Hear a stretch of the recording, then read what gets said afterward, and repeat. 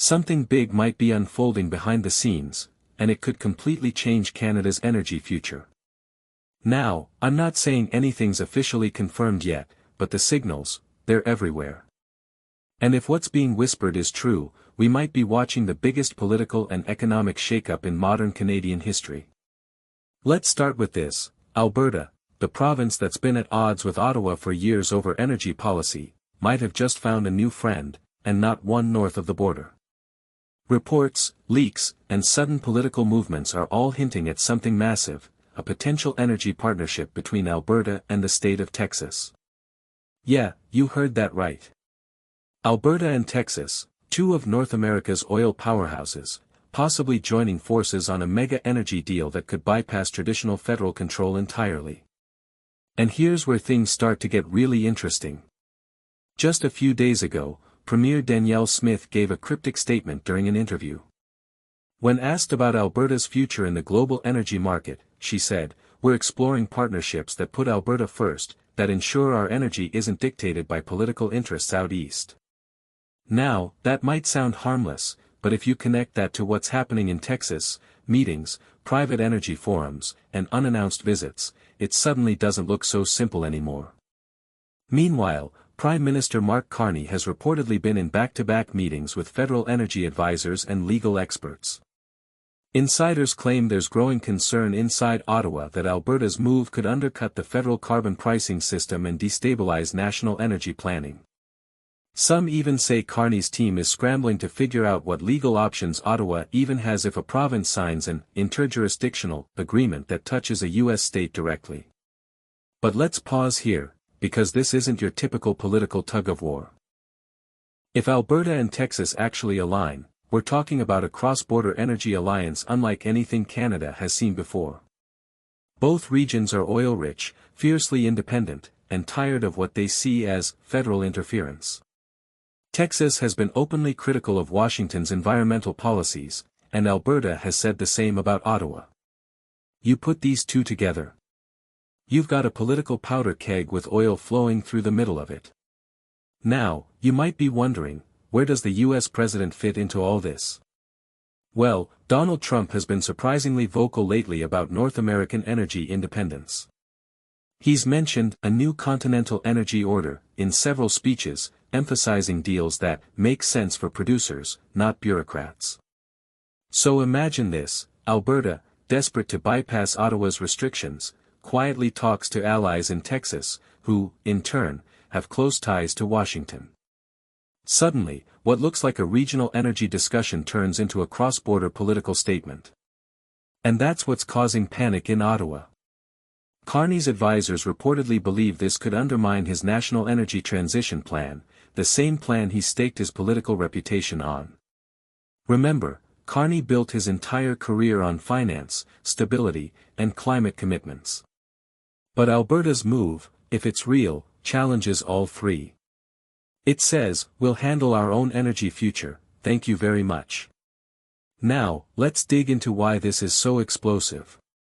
If Alberta and Texas really do collaborate, they could create a massive oil logistics network, pipelines, refineries, and export routes that directly link Alberta's crude to Gulf Coast facilities. No need for Ottawa's approvals. No need for the federal government's carbon restrictions. And if even a fraction of this becomes reality, Ottawa loses control over one of its most powerful economic levers, the energy sector. It's no secret that Carney has pushed hard for a green transition, investing billions into renewable projects and signaling that Canada must move beyond oil. But Alberta's leadership has been saying something very different, that Canada can't just abandon its resource base, especially when global demand for oil is still sky-high. So, what happens when that philosophy meets Texas drill baby drill mindset? You get an alliance that defies both Ottawa and Washington's official playbooks. And let me tell you, it's not just politics. The markets are watching this closely. Energy analysts have already noted unusual patterns in Western Canadian oil futures. Some say traders are betting big on a future where Alberta gains more autonomy over exports. Others claim there's sudden interest from U.S. refiners in long-term contracts with Canadian suppliers, which, again, would make perfect sense if something larger is brewing behind closed doors.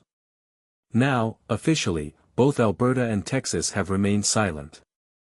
But silence can be loud, especially when combined with sudden travel schedules, private meetings, and shifting rhetoric. Texas Governor Greg Abbott recently tweeted about deepening state-level cooperation with North American energy leaders. He didn't name names. But Alberta's name didn't need to be mentioned, everyone knows who he's referring to. Meanwhile, Carney's tone has shifted dramatically. Earlier this month, he called for national unity in the face of energy fragmentation. That's not something you say unless you're worried that provinces are about to start making their own rules. Inside Alberta, Premier Smith's government has been more confident than ever. Her latest statement called Alberta the heartbeat of North American energy. And she's not wrong, Alberta produces more than 80% of Canada's oil and gas. If that production begins to operate in coordination with Texas, which already dominates the U.S. market, you're looking at a superpower of energy influence stretching from Edmonton to Houston. But here's the twist. If this partnership gains traction, it might not just be about energy. Some insiders believe it's about leverage, a political move designed to pressure Ottawa. By showing that Alberta can operate independently, Smith could be signaling to Carney that the province is done waiting for federal approval. That it can, and will, find its own path forward, even if it means crossing borders. And this is where the story takes a darker turn. Ottawa reportedly fears that this could encourage other provinces, Saskatchewan, maybe even British Columbia, to start exploring similar arrangements. Think about it, if Alberta gets away with this, why wouldn't Saskatchewan do the same with Montana or North Dakota? It's the domino effect Ottawa's been trying to avoid for decades, provinces building their own international relationships, cutting out the federal government entirely. That's why some political insiders are calling this a quiet rebellion. Not loud, not open, but strategic, built around trade, resources, and energy. Carney's government, according to a few sources, is debating whether to invoke constitutional powers to block any foreign agreement signed by a province.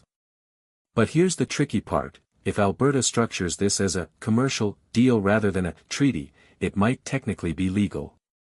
So imagine the scenario. Alberta signs a commercial partnership with Texas-based energy firms. Billions of dollars begin flowing. Oil pipelines are rerouted, refineries expand. Texas gains a reliable northern supplier, and Alberta gains access to world-class refining capacity without Ottawa's interference. So, what happens next? That's the question. Because if this deal really moves forward, it won't just be about pipelines and oil, it'll be about who really controls Canada's future, the elected leaders in Ottawa, or the provinces bold enough to act on their own. And if Alberta just took that first step, even quietly, then this story is far from over. Stay alert, because the next move might come fast. And if it does, you can bet it'll leave Ottawa scrambling to catch up.